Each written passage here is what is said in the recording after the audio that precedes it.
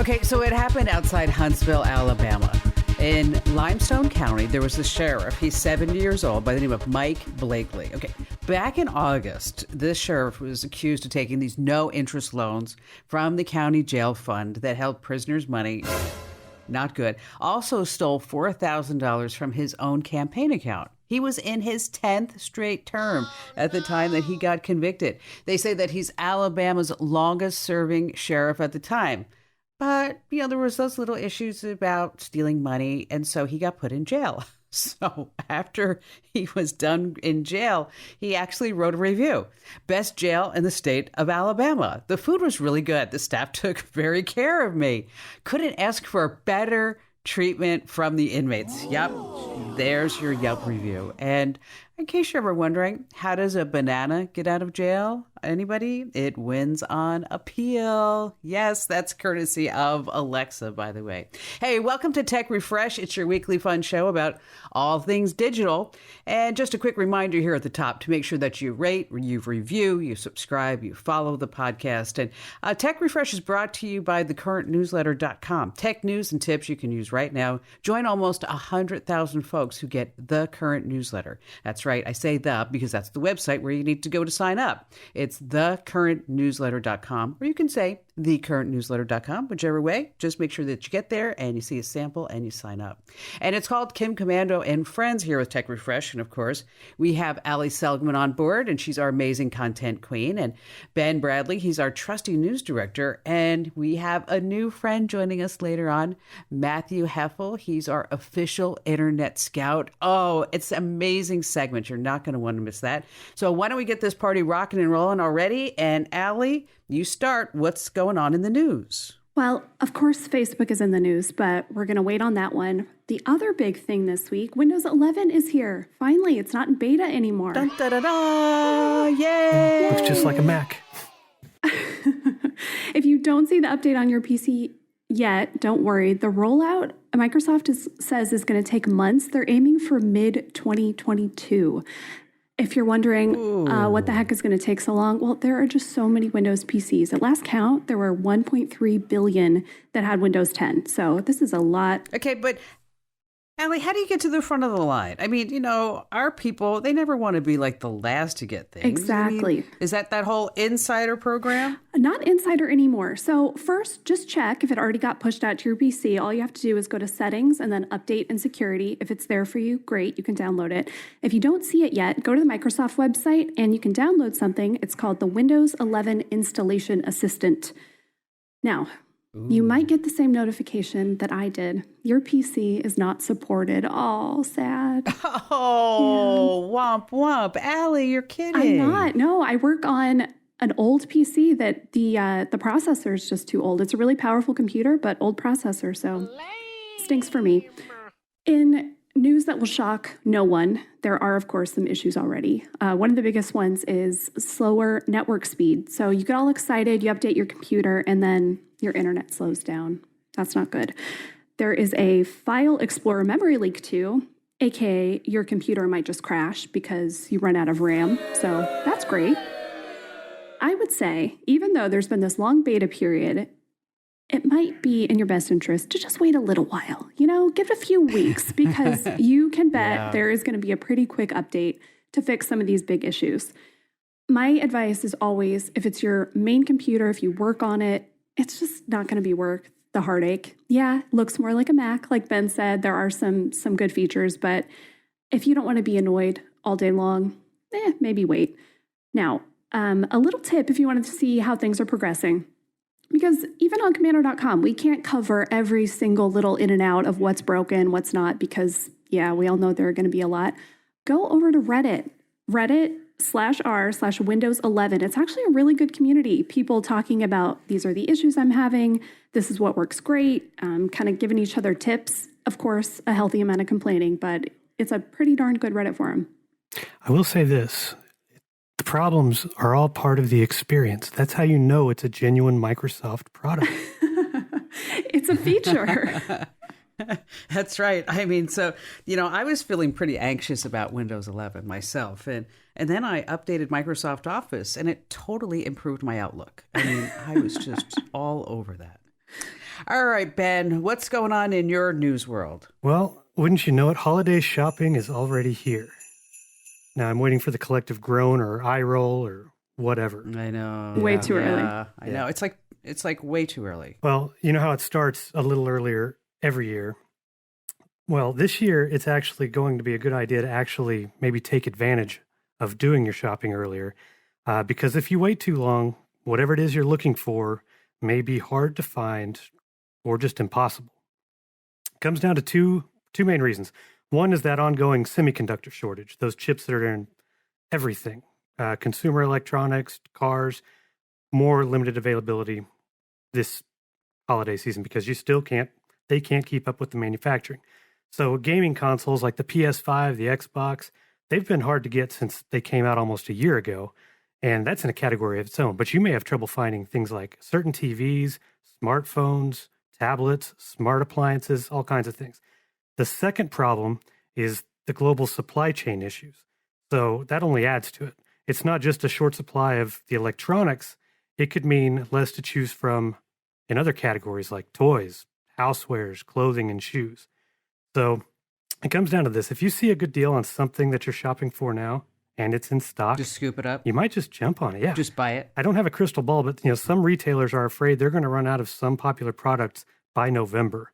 And for what's left, you're going to see price hikes. So if any of you want to get me anything for Christmas, I would suggest that you go shopping now. I mean, you wouldn't want to give me an IOU, would you, at any point? It'll be delivered in March. Come on. Oh, one more thing. Speaking of holiday shopping, though, Amazon just started their pre-Black Friday sales the last few days, a bunch of different categories, but they have this new feature. So Prime members can now use the mobile Amazon app to send gifts or whatever to anyone. All they need is an email address or a phone number. They don't even need an address.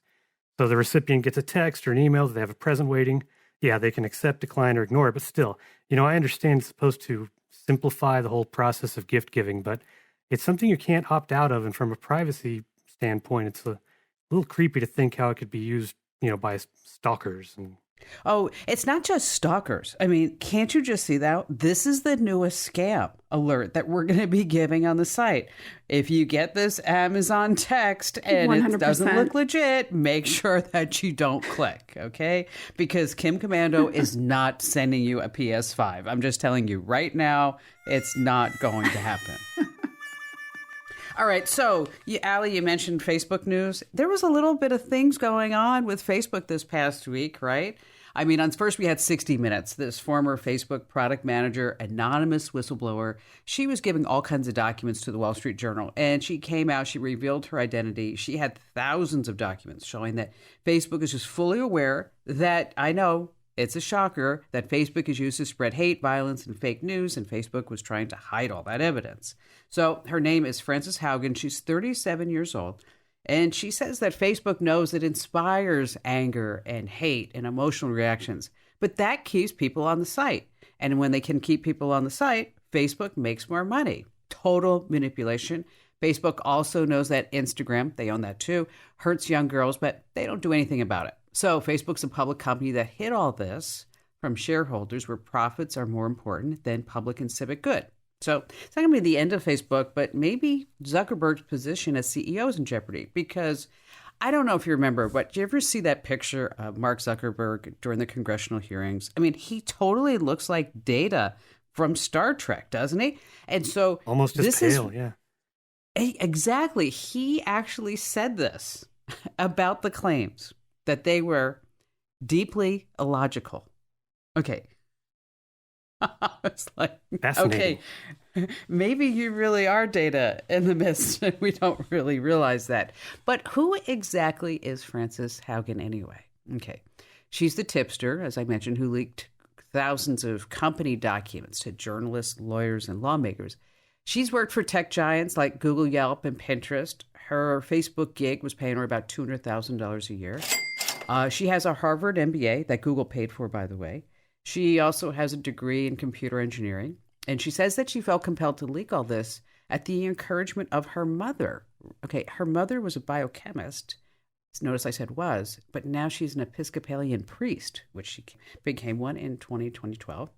And her advocacy actually dates back to her childhood. When you start reading about her, when she was 8 years old, I mean, this was not me at 8 years old. I was riding my bike and playing with G.I. Joes and Pong or something like that.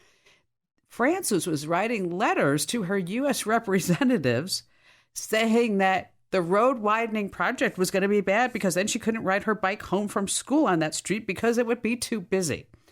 At 27 years old, she found a dating app that today is now known as Hinge. It doesn't say whether or not she made money off of it. I think it sold for like $2 billion. She grew up attending Iowa caucuses with her parents, who were professors at the local university, by the way. And she says that they instilled a strong sense of pride in democracy and responsibility. A former professor calls her brilliant, whose hand was always raised in the classroom. So Frances sounds like a pretty cool chick, doesn't she? I mean, somebody that we would all be friends with.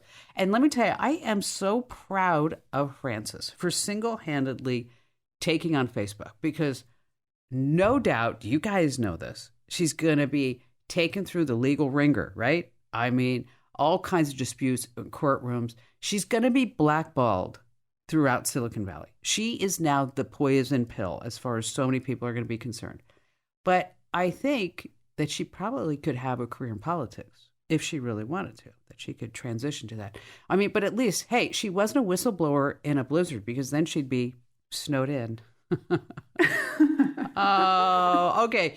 Okay. And then this happened after Frances started making all the waves when on CBS and other places, is that I'm sure we all know this, is that for 6 long hours, millions and trillions of people around the world had absolutely nothing to do. Some people, I have heard that they actually picked up a book and they actually read something because Facebook, Instagram, and WhatsApp, it was down. And then it started coming back up. And then Facebook started saying that it was all because of their DNS, which... All right, DNS stands for Domain Name System. And it's this huge database because websites are actually numbers, but people can't remember numbers. So it translates it into names like Komando.com. So without this DNS, networks can't operate. They can't route the traffic. So think about it. Was it an accident? Was it a coinky-dinky? Was it a malfunction? I don't believe the whole DNS system. That it seems really, really far-fetched to me. The truth is going to come out, but probably not from Facebook because Facebook always has this paradox. I mean, think about this. They were ever discovering that one of their users is trying to build a bomb. Okay, they are sitting there and they have this moral dilemma. Okay, do they actually turn this account over to the FBI or do they start serving this person advertisements for digital timers? I mean, what could be more important to Facebook? Crazy stuff. And of course, there's always more news. And if you want to follow the news, head over to Komando.com because that's where every single day we keep you up to date with breaking security alerts and tech news that you don't want to miss. But coming up next here on Tech Refresh, we have some incredible tech tips that you don't want to miss. I've got one that I think is just killer about how to buy unclaimed packages that maybe Amazon or Target or somebody else sent. We're going to be also talking about how to download all your photos from Facebook and two-factor authentication. Yeah, it's coming to all your Google accounts, so stay right where you are. Hey, welcome back to Tech Refresh. It's your weekly show about all things digital. It's fun, it's entertaining, and best of all, it's informative. But here's the deal. If you are ghosting us on social media, stop that. Well, let me back up. Maybe you don't know what ghosting is because I actually said that to Barry the other day. I said, oh my God, they're like ghosting me. And he's like, I'm sorry, Kim, what's ghosting? I mean, like, they're just not even paying attention. Like, they're not even there. Like, they're a ghost. Okay, so if you're ghosting us on social media, make sure that you follow us. And there's a trend. Facebook.com/Kim Komando, Twitter.com/Kim Komando. I know you knew that. Okay, and guess what Instagram is? Instagram.com/Kim Komando. That's right. All right, so this is where we talk about some tech tips. Allie, why don't you go ahead and go first with your tech tip this week? All right. Well, with Facebook down for 6 hours, I think we were all panicking. What if it doesn't come back? What about all the pictures that, oops, they're just on Facebook? Well, all right, it's pretty easy to do. There are a few different ways. I want to tell you the easy route. So go to your profile, click on one of your photo albums, and then at the top, you'll see one of those little 3-dot menus. Click that, and then you can just click download album. That's it. That's all you have to do. And then it ends up on your computer. Don't just leave it there stored locally because then what happens if your computer dies? So upload it to whatever cloud storage you use and you'll be good to go. Then you get all those pictures that you want to get off of Facebook, right? Exactly. People always have the question, though, Allie, that, is there any way that I can get a higher resolution? So if somebody uploaded a really small photo of the kids or the grandkids, and then they want to make sure, like, I want to be able to print this, there's really no way to increase the resolution, unfortunately, right?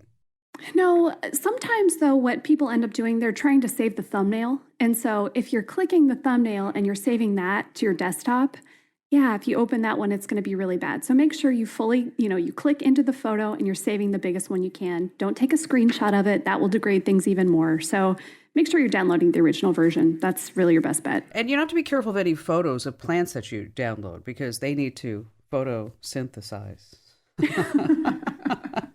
All right, Ben, I see you groaning. Okay, what's going on? Two-factor authentication coming to the holy grail of all Google accounts? Kind of timely. Did you know that this is Cybersecurity Awareness Month? Of course we knew that. Yes, come on, Ben, on the calendar, please. months in advance. Yeah. Well, it's a good reminder. Take a little time, evaluate security on your accounts. Brings me to Google. A few months ago, Google said it was going to automatically enable two-factor authentication all Google accounts. They didn't say when until this week, and it's underway. And they plan on having 150 million users set to 2FA by the end of this year. But why wait? So think about all the Google services you might use besides search, Gmail, Google Maps, YouTube. That's just to name a few. And you might already be enrolled, but there's actually an easy way to check if you're not. So browser, desktop, just go to myaccount.google.com. On the left side of the screen, click on security. Scroll down until you see sign in to Google. And you'll see an option for two-step verification. If it shows a blue check mark and says on, you already have 2FA enabled on your Google account. If not, click into it. And you have options. You can get a prompt on your phone. Is this you trying to sign in? You can tap that. Or you can opt for text message 2FA using the Google Authenticator app or even a physical security key. Either way, I can't recommend enough using some form of 2FA on Google and any other accounts you have that offer it. Now, over at Komando.com, we have the steps on how to do all this, right? So if somebody missed all of that, they want to see all the little options, and we've got screenshots. And so all the little visuals that you need in order to make sure that you set up 2FA on all your accounts. And did you know that Google is now a platform for recording your bowel movements? Yes, their new product is called Google Sheets. Yes, Google Sheets. That was your best one of the day. I worked hard on that one. All right. So over at Komando.com, we do have this great tip. I actually read it myself. I said, oh my gosh, I find this so interesting that you can buy unclaimed packages. We're talking about packages that didn't get delivered for some reason, and they get put up for auction. So one is called Gov Deals, and they have the contract from the U.S. Postal Service to auction undelivered goods. But, who knows what you're going to get? Like, for example, if you're in the market for a box of more than 40 random mobile phones from different makers, $310. Wow. I mean, that's a bargain. Yes, exactly. There's also a cart with assorted electrical items. Okay, so Ben, there you go. For you. It's only $1. Ben, this is going to be you. It has Dell and HP monitors, an RCA boombox with an MP3 player. Yes, wait, a Nikon Coolpix S2 and a Canon PowerShot camera, and just a crap load of keyboards for $1. You can get all of that. And then there's also a pallet. I hear boombox, and I wonder how long it's been sitting there. It's been sitting there for a really long time. There's also a pallet in a warehouse that has 35 assorted appliances from Amazon. The current high bid is $100. It's 400 pounds. Okay. But from the image, you can see like several Keurig boxes. So you got some coffee makers, as well as Black & Decker appliances. Of course, we all need, a lot of Black & Decker appliances.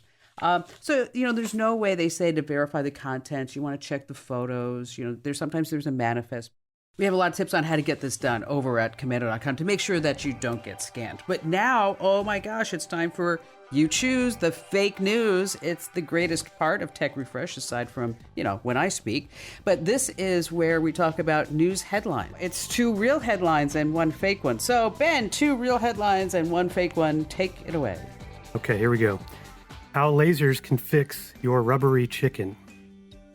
You ready for this? Okay. It's a big one because, cooking chicken, you risk it coming out rubbery or worse, still raw. So you have a team of researchers at Columbia University figuring out a solution using different types of lasers to cook 3D printed chicken thoroughly and with no adverse effects on how it tastes. You know what? It does. Have you ever microwaved a chicken breast? Yes. Okay. Delicious. Okay, I have. It's disgusting. It is awful. Oh. Nasty. It's too. Yeah. Yeah. Like Okay, just microwave because for raw? Yeah, it was bad. Okay, so that's headline number 1. And how about number 2, Ben? The bug that sent the Amazon package to the roof. That's right. Now viral on TikTok, a California homeowner's doorbell camera caught the hilarious incident of an Amazon delivery driver swatting at a bug and in the process accidentally launching a package of vitamins he was holding onto the home's roof. I'd love to see That's that. yeah, I think that would be good. Okay, how about number 3? Number 3. The alien life form that turned out to be lunch. When 2 French astronauts returned from the ISS, they secretly brought a sample back of what they thought could be some kind of alien spore. Briefly generated a little bit of buzz, but was debunked quickly. Turns out the mystery spore was what was left over from an old food ration that had been subjected to the artificial atmosphere of the ISS for nearly 3 months. Ooh, okay. What do you think, Al? Rubber chicken be better. All right. I was just going to say that. What would you rather eat, alien food or rubber chicken? Okay.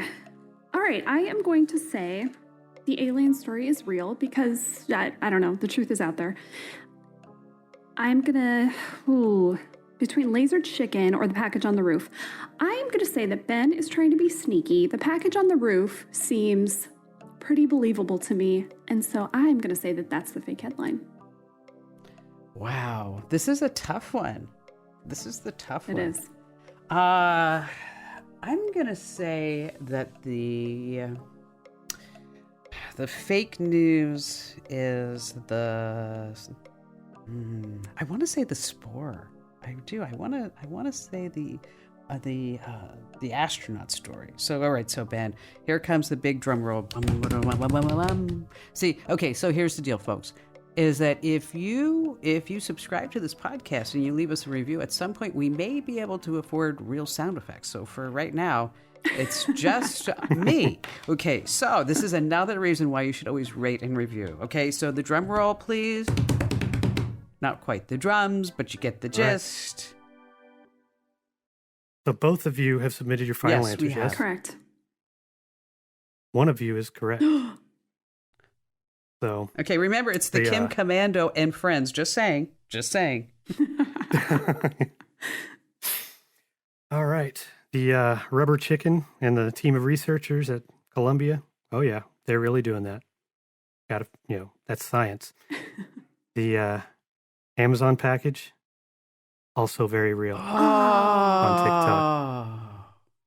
I made up the alien spore. Well done, Kim. I just knew it. I could just feel it because, it's really, you have to really be able to look at fake news and versus real news because it's all over. I mean, studies show that liberals are less susceptible to fake news.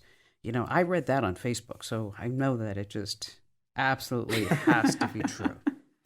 All right, so coming up, oh my gosh, you are guys and gals are in such a treat because our dedicated internet scout, Matthew Heffel, is here. And let me tell you about Matthew.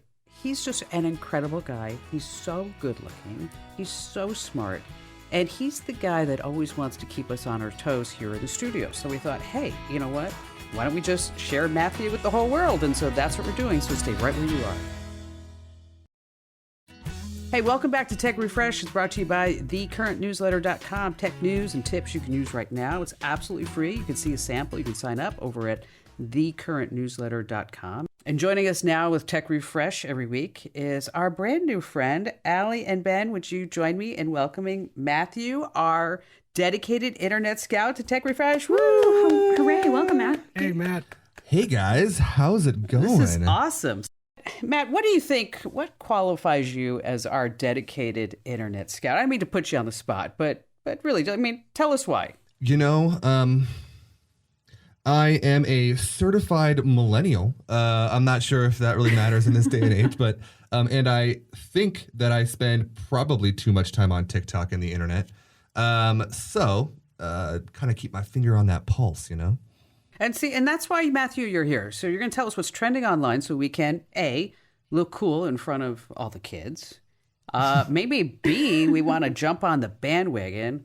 Or C, we're just thankful that we're just not one of them, right? I mean, Hey, fair enough. all right. All three. All right. So what do you got? What do you got for us first up? All right, so we are going to start on TikTok. So if you haven't heard, there's this new Netflix series called Squid Game. And the show is basically about people that are in debt and they're trying to get out of that debt. And the only way that they're able to do that is they get the opportunity to play children's games. But the difference is that these children's games are incredibly high risk. So people on TikTok have taken to recreating these games and turning them into viral trends. And while they don't have the same repercussions that they have in the show, they do end up causing the show to get more and more traction online. And this has led to this show becoming, number one, the highest, the biggest Netflix show that's in a foreign language of all time.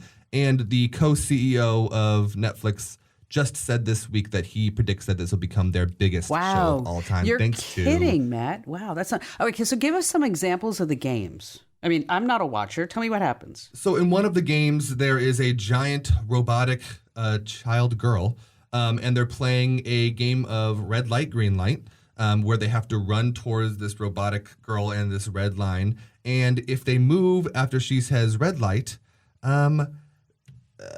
they are... How do I put this gently? Eliminated. There we go.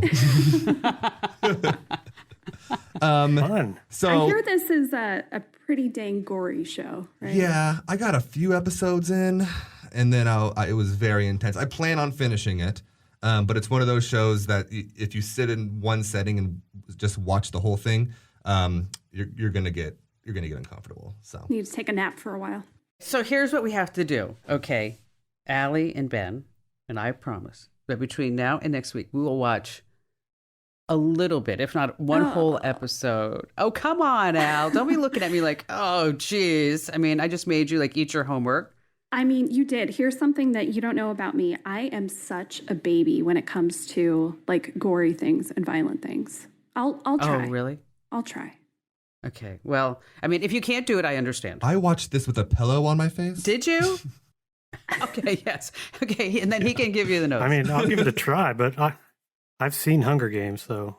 So Squid Game. So now, if we want to like talk like if we want to like be one of the cool kids, we'll be like, "Hey, did you see like Squid Game?" Okay. Yeah. Oh, now, what about number 2? What do you have second on your list? All right. So if you haven't heard, there will be a new space telescope heading up into space by the end of this year. It's scheduled to launch in December, specifically December 18th. It has been on hold for the last few years, and it has actually been in production since 2001. It's called the James Webb Space Telescope. So this will be the farthest telescope from Earth, and it's one of the most scientifically complex things humans have ever done. So the reason that this has been so difficult is if you Google a picture of this, you'll be able to see it. It's this gigantic triangle with this big golden disc on one side.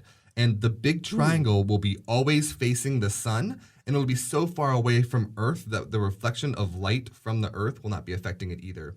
But it'll always be facing away from the sun so that it doesn't have the sunlight in the way of it being able to take pictures of faraway galaxies. And one thing that they're saying is that because this specifically focuses on the infrared side of the visible spectrum, we will be able to see things so far away. We'll be able to see detailed pictures of exoplanets, so planets in other solar systems within our galaxy. Wow, that's something. That's neat.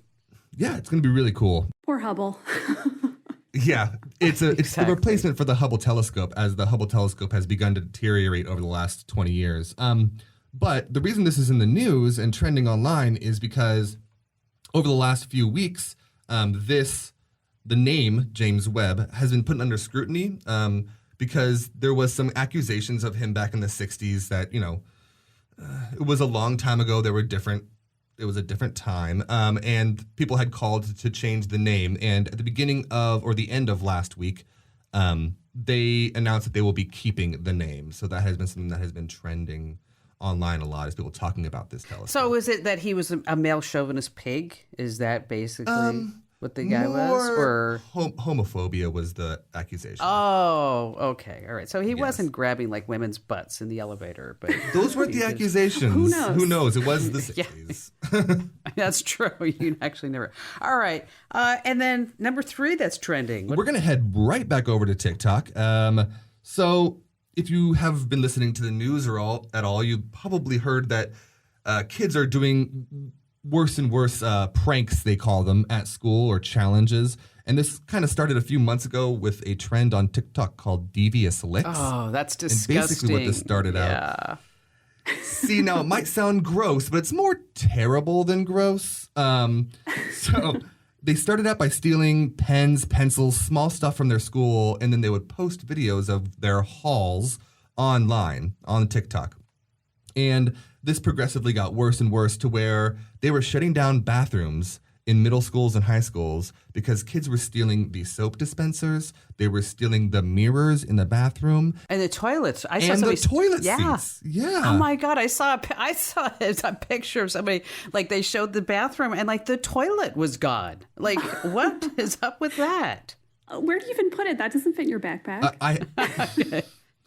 So at a middle school, they actually had 15 soap dispensers stolen from the male bathroom, and they ended up closing that bathroom. And so the kids had to go, they all had one bathroom they had to wait in line in a separate building to use the bathroom because they couldn't let the kids leave the bathroom because they might have stolen a soap dispenser. I mean, this is why we can't have nice things, okay? I mean, exactly. So it's gotten worse.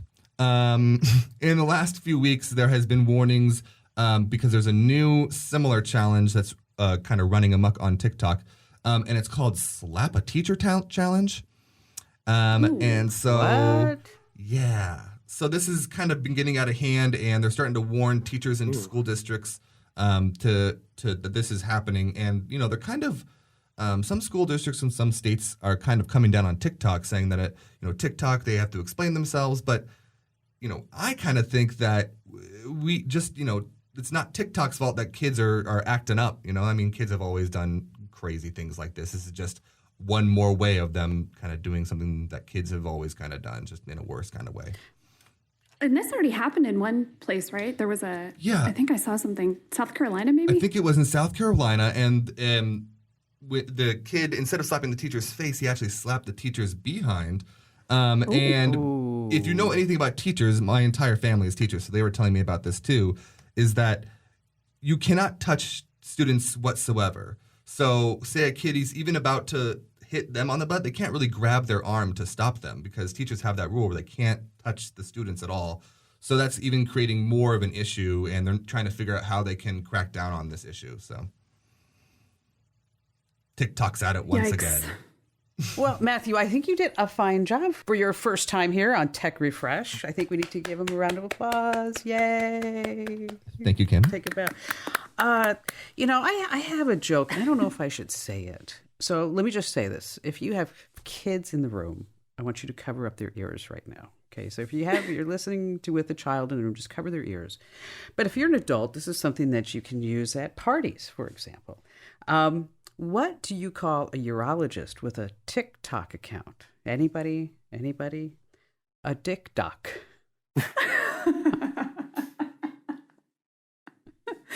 Oh. Sorry, I just couldn't help it. All right. I'm going to use that one. Allie, tell us what's trending on Komando.com. Well, lots of things, as always. One of our biggest stories in quite a while, actually.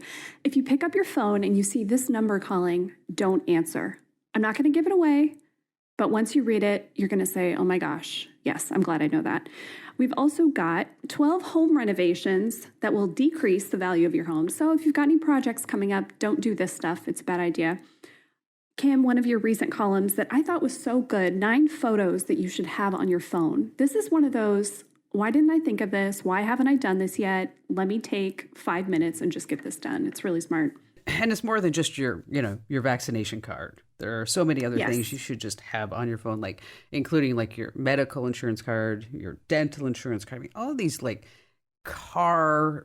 your auto registration card, your license plate numbers. I mean, That one I thought was so smart because that made me think, okay, I have no idea what my license plate number is. If I went out and my car was gone, what would I do? How would I know? So that it's was the white. It was the white one. It was the white one with 4 wheels. Exactly. That's what I got. Yeah. And then another tip that probably everyone should read because we all think sometimes, how can I get faster internet? Where to put your router for better speeds? And yes, it really does make a difference. And of course, all these are great tips that we always encourage you to share with your family members and friends. And at the top of every article at Komando.com, every post, is that you'll see little social sharing buttons. And if you like it, share it because that means somebody else in your circle will too. And don't forget, knowledge is power. Okay, and coming up, have you ever thought about having a portable projector? Okay, you're like, what? Why would I need a portable projector? Exactly. You need everybody needs a portable projector. Well, not everybody, but of course, Ben is going to be here telling us about a portable projector that he loved, or maybe he hated, so stay right where you are. Hey, welcome back to Tech Refresh. It's your weekly show about all things digital. Just a quick reminder, if you haven't already signed up for thecurrentnewsletter.com and you want me to stop talking about it, just sign up and then I can stop talking about it. Head over to thecurrentnewsletter.com. It's a great tech newsletter. You can see a sample, you can sign up. And once again, it's over at thecurrentnewsletter.com. And now it's time for Ben with one of his great reviews. And this week, Ben, we're talking about an exciting portable projector. Yes. That's right, because, it's fall and it's too nice to stay inside, but, it's also good TV season. I mean, Ted Lasso and some of the other streaming shows on right now, I don't know about Squid Game that we talked about, but, you got that too.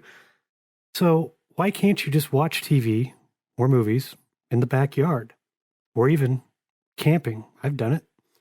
So the projector I'm talking about is not one that's supposed to like be your home theater projector, one of those really high end. This is the Nebula Solar from Anker, and it's an all-in-one portable projector, and I do mean all-in-one. So first, it can be wireless. It's not solar-powered or anything like that. That's just the model name. But it really is portable, just like under 8 inches by 8 inches and less than 2 pounds. 1080p, you can adjust the screen size from 30 inches to 120 inches, and it has this really cool autofocus and image adjust feature. 3-hour battery life on a charge, Bluetooth, app controllable. You can use it as a Bluetooth speaker. The best part, it has Android TV built in, so access to like 5,000 apps.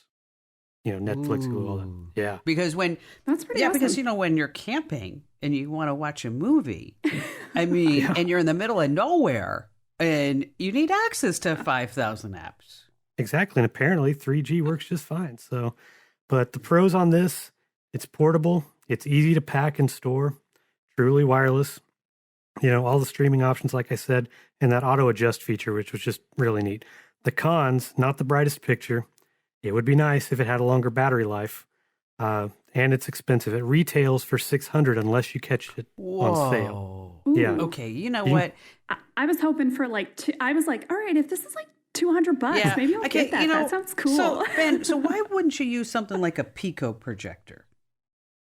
Well, I've got, and I don't even remember the brand. I've had one for like 2 or 3 years. It was like $60 on Amazon.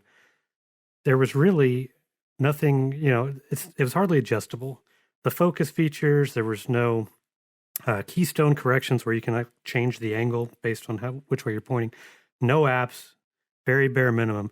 This one is, obviously it's supposed to, be this ultimate convenience. Like you don't even have to have wires if it's fully charged up. And, you don't have to connect a streaming box. You don't have to connect it to power. You don't have to even, fiddle with the controls. So that's why, and there's not a lot of them like this with all these features. And so that, of course, is going to play in the price too. Oh, yeah. I mean, $60 versus $600. That's a big price difference. All right. So on the number of Ben heads, 1 being loser, 5 being phenomenal, how many Ben heads are we giving this Anker portable projector? Well, the price aside, I do love it. And so I gave it 4 out of 5. Ooh, I mean, I and use why it. not? That's so expensive. Yes. The price is bad. The price is, yeah. But I mean, you look at home theater projectors, and you can get one around that, price. But most of like home theater projectors, they're north of $1,000, north of 2,000 sometimes. The portable ones are just not a ton to choose from. Is this one good enough to actually just have in your house and like You use could it use as it a in the house, projector? but it's not very bright. So you'd have to have it like in a room where just like curtains shut, lights turned out. Hmm. So a lot of the newer projectors, you can still have like ambient light in the room, and it's not going to mess with the picture. This one's, not so bright, not compared to the ones made for your house. Gotcha. Okay. All right, so you can read more about Ben's projector review over at Komando.com. And if you ever want Ben to review something specific, we'd love to hear from you. You can send us an email to podcasts@Komando.com. And by the way, in case you ever want to drop us a note telling us how much you love us, we'd love to hear from you too. Don't be a troll. We only want to hear nice, positive affirmations. Okay, podcasts@Komando.com. Once again, podcasts@Komando.com. And just a quick reminder to subscribe, follow, rate, and review this podcast because that helps more people find us. And Allie, thanks for being here. Matt, you're awesome. And so are you, Ben. And we'll see you next week.